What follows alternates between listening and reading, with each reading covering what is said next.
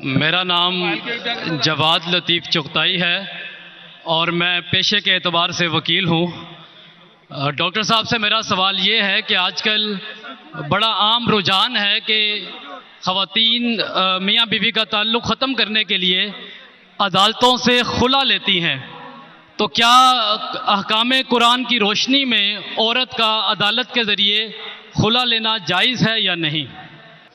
جہاں تک کہ شوہر اور بیوی کے طلاق کے لیے یہ سوال تھا کہ عدالت سے طلاق لینا خلا لینا صحیح ہے اگر وہ عدالت شریعت کی بنیاد پہ ہے۔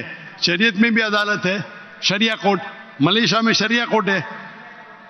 اگر خلا لیا گیا شریعتاً قرآن اور حدیث کی روشنی میں شریعہ کو فالو کی تو صحیح ہے، اگر شریعہ کو فالو نہیں کی تو غلط ہے۔